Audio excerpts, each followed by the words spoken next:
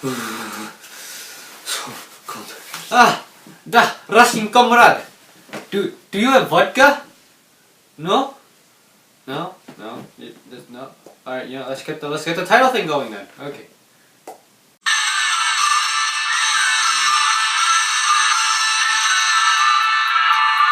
Hi and welcome back to Crash Course with Tim Ho. Today we're going to be looking at the Russian Revolution, which impacted millions of people in Eastern Europe and was a big factor which led to the Cold War.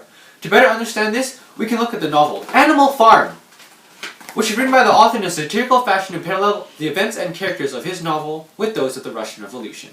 In today's episode, we're going to be diving in depth with 3 significant events that managed to completely encapsulate the effects of the Russian Revolution. These 3 significant events are 1.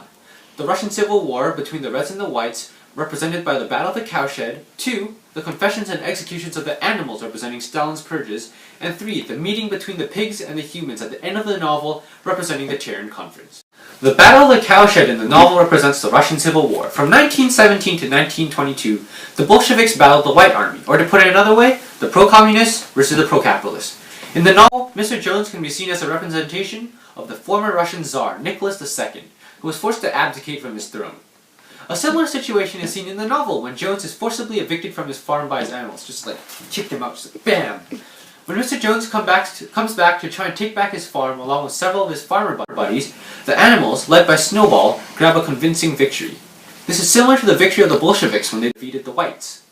Later, the animals create traditions, such as firing Mr. Jones' shotgun at set periods in time to celebrate their victory, just like the Bolsheviks who celebrated their victory over the Whites, with annual marches around certain cities in which significant battles were won. In the novel, after Napoleon exiles Snowball, to gain complete control over the farm, he executes a significant number of animals. First, Napoleon calls a general meeting, and once all the animals have assembled, Napoleon's big, scary dogs, well, you know what they do? They drag out several pigs, and they confess that they were working with Snowball, and then the dogs proceed to rip out their throats, which probably was a bad day for them.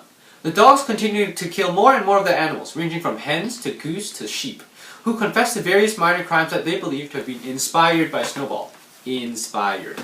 Afterwards, Wheeler tells the other animals that Snowball is planning on sneaking back in to destroy them from within, causing fear among the animals and a general sense of paranoia.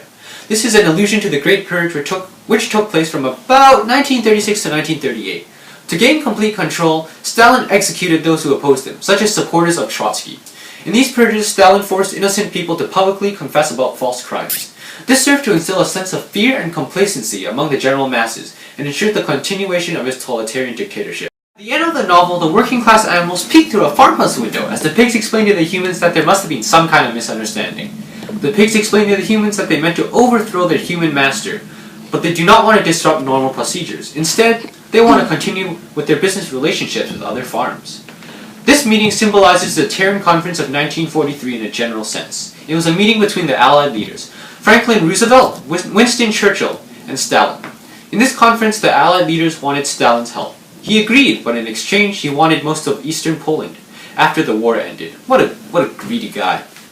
The Allied leaders decided that Stalin's demands were a small price to pay for winning the war, but plenty of other people saw it as a compromise with an evil dictator. In the novel, the pigs and men are identical in their motives, as they're both cheating each other, as seen near the end of the book when both Mr.